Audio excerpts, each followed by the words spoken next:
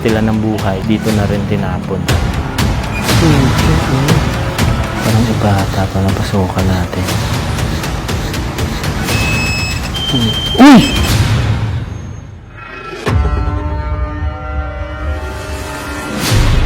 Taong 2005 nang itinayo ang mga bahay na ito, pero ilang buwan lang ang nakalipas ay bigla itong inabandona. Ayon sa mga taga dito, bago ito itinayo ay dati itong tapunan ng mga kinitila ng buhay na naging dahilan di umano ng mga paramdam. Maraming haka-haka sa village na to, kaya pinuntahan ko para malaman kung totoo. Andito na ngayon tayo sa spot kung saan matatagpuan ang abandonadong mga bahay dito sa Cavite. Kaya tara, samahan nyo kami ikutin to. So guys, andito na tayo ngayon sa spot. Papasok kami dito. So makikita na dito guys yung mga abandonadong bahay. So sobrang haba niyan. So from here sa kung saan kami nakatayo, hanggang dun pa yan sa dulo. So isa-isahin natin to. Check muna natin dito kung anong meron. Tara. Magsisimula pa lang kami pero meron na agad kaming napansin. Ito yung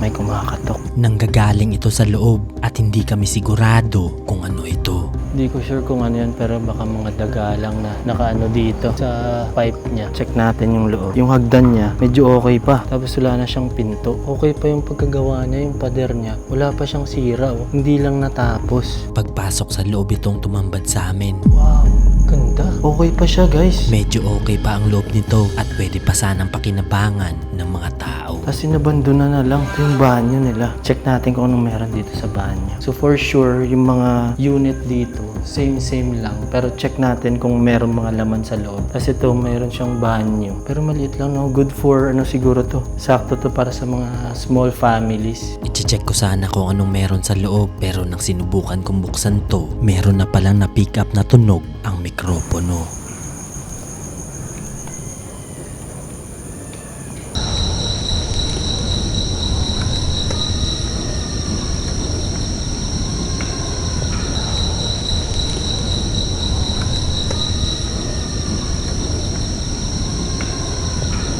Itong umiiyak at humihingi ng tulong.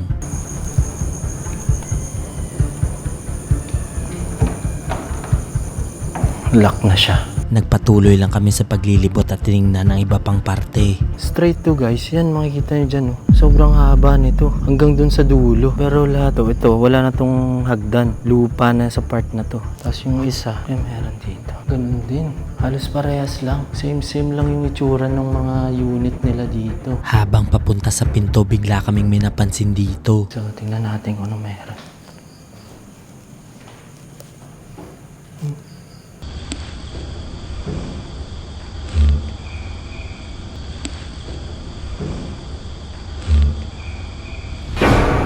Tingnan mo yung katok. Sinubukan kong tingnan sa likod kung may tao o hayop dito. Tapo.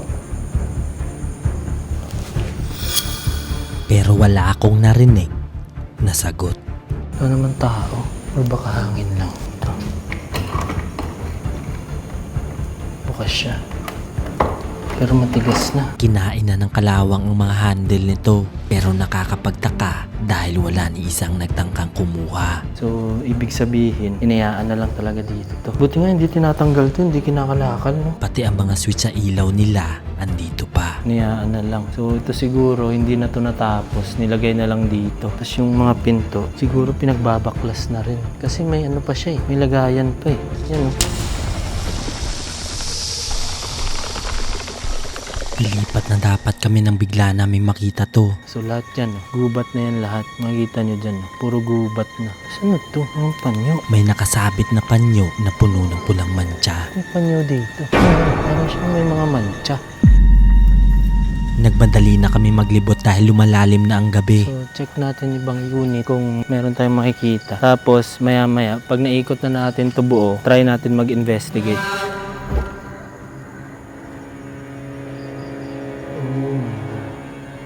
Halos same lang, parehas lang. Wala rin siyang laman. Ito. Pero ano pa siya, okay pa talaga. Yung pagka-build sa kanya. So matibay naman.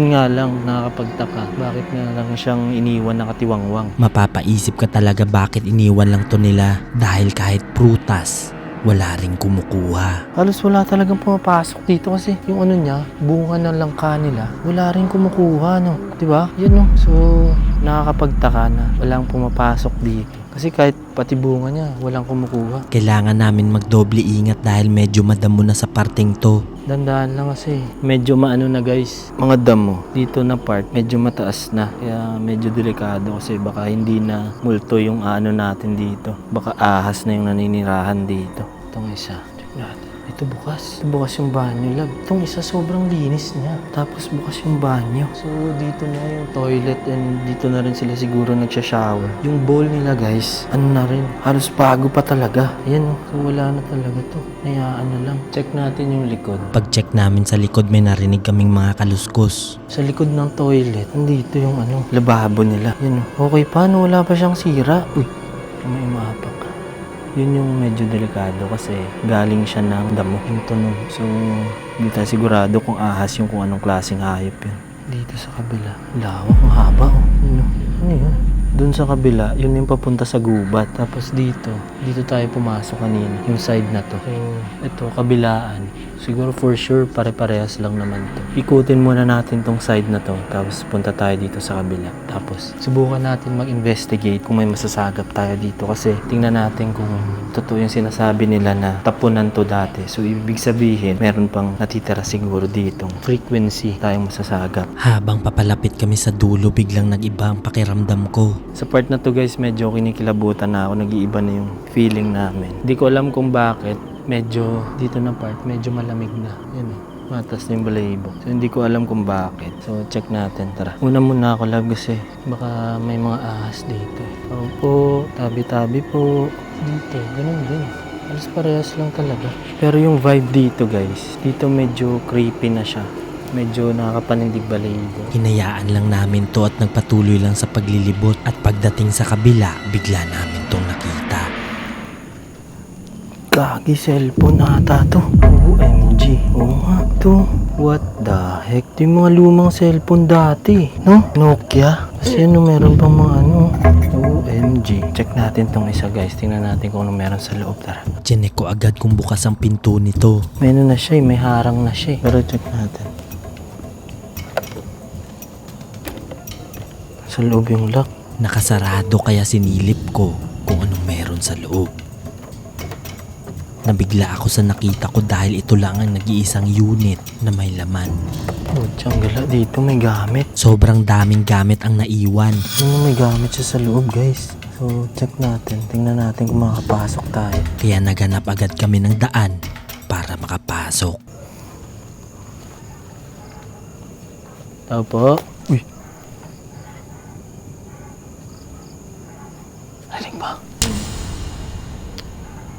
May narinig kaming mga yapak at maya-maya lang, bigla kaming may narinig na sumigaw.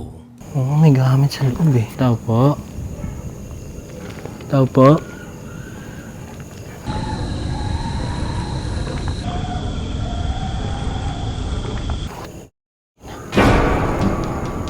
Aling mo? Bata.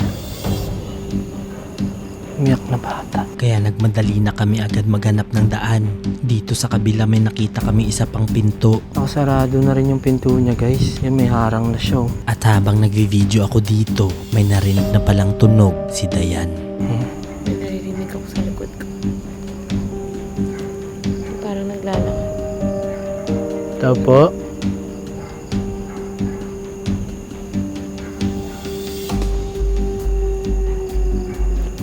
Ito yung nakakatakot kasi baka may tao pa dito. Pero check natin ito kung bukas. Chinek ko kung bukas to at pagbukas ko, ito ang tumambad sa amin.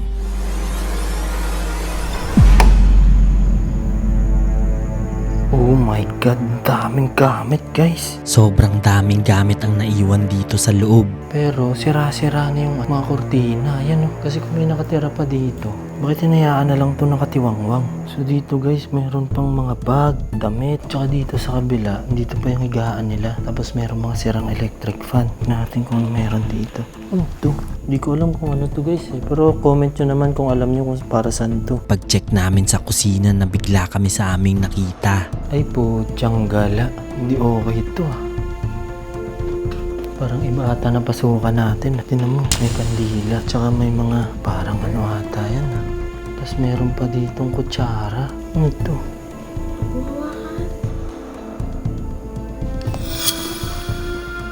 Parang iba ata ito na pasukan natin. Mukhang hindi multo yung ano natin dito. Dito kami mas lalong kinabahan dahil hindi kami sigurado kung anong makakasalubong namin dito. Kailangan na natin lumipat guys. Kung saan tayo naka-feel kanina ng kilabot, try natin mag-investigate doon. Kasi itong spot na to, for sure, hindi yung multo yung nandito. Iba yung feeling namin dito kasi merong kandila, tsaka may mga substance dyan. Kaya tara na, medyo delikado tayo dito. Kaya nagmadali na kaming bumalik sa kabila para simulan ang investigation. So meron tayo ditong REM pad, tsaka mag-spirit box tayo. And try natin kung may madedetect tayo ditong EMF frequency. Try natin kung may masasagap tayo dito sa loob. Okay, tara. Pinwesto ko na agad ang REM pad at chinek kung may masasagap ang EMF. Pero magsisimula pa lang ako, biglang nangyari to.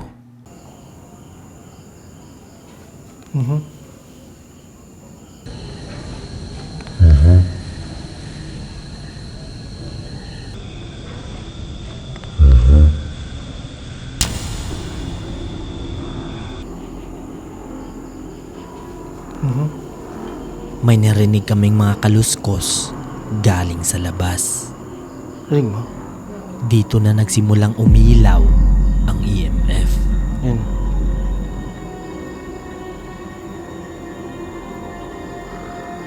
Unstable. So ibig sabihin may something. Kaya nagsimula na agad ako makapag-communicate. Meron ba kaming kasama dito? Kung meron, pwede mong pailawin yung mga dala naming gamit. Pwede ko bang... Putyang gala. Meron guys, pero mahina siya. Meron na detect ang EMF reader namin. Yan, unstable yan. Wala akong hinawakan or something. Pero kailangan namin makasigurado Yan si Dayan. kung saan galing to. Si Dayan wala siyang hawak. Pero ito, pumapalo siya dito. Pwede mo bang patunogin yung dala naming REM pad? Pwede mo yung hawakan? Mahina ba yung frequency mo? Hindi kami sigurado sa napipick up nito. Kaya sinubukan kong tanungin kung kaya nitong pailawin hanggang sa pula. Kaya mo bang paabutin ng pula? Kaya mo bang paabutin ng pula to? Hindi. Hanggang green lang siya guys. Wala kami masyadong masagap na response dito. Kaya sinubukan kong ilipat sa pwesto kung saan kami may naramdaman kanina. So check natin, lagay natin dito. Kasi dito kanina eh. Dito siya eh. At hindi nga ako nagkamali dahil maya-maya lang. Tiyang-gala. Dito nag-orange siya. Dito kami mas lalong kinilabutan dahil kahit hindi pa tapos ang tanong ko, tumutunog na ito. Dito kanina yung malamig guys. Dito ka ba nakatira? Kung oo, oh my God. Pula guys. Pula. Yan. Yan. Walang hawak yan si Dayan. Dito kanina, dito sa loob mahina eh. So ibig sabihin dito sila sa labas.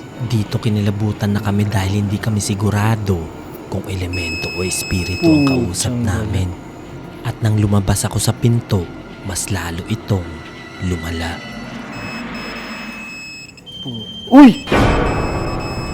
Tiyang-gala. Dito sila.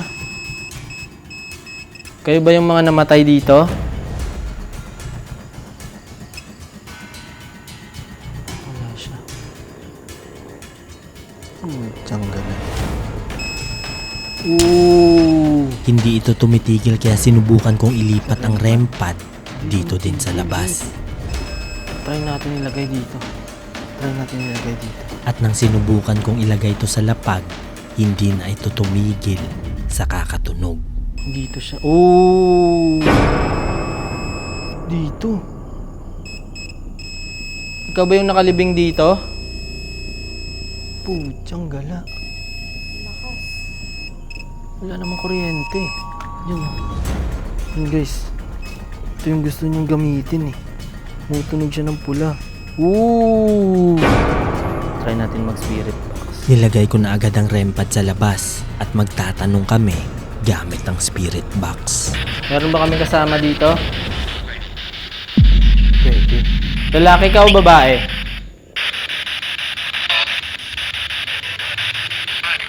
Babae. Isa ka ba sa mga tinapon dito sa lugar na to?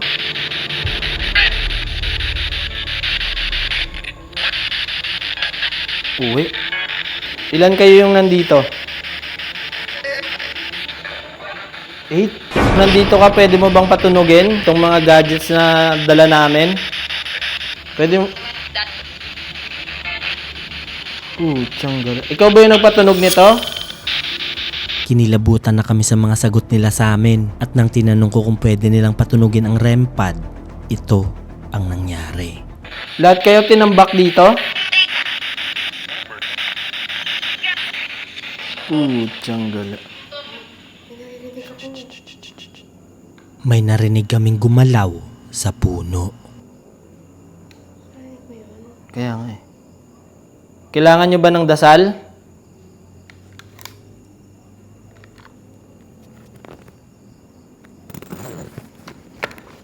Okay, kung kailangan nyo... Habang lumalakas ang takot namin, unti-unting nagiging active ang mga sagot. Shit.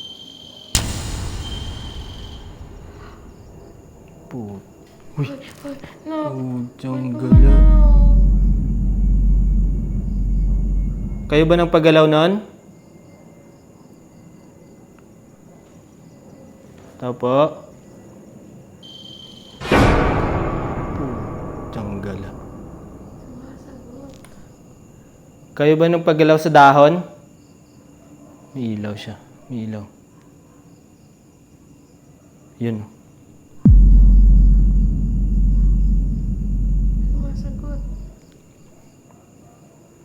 Paalis na sana kami, pero bigla na lang.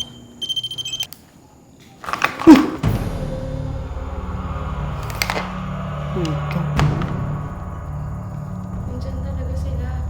Tara na. Dasal na tayo.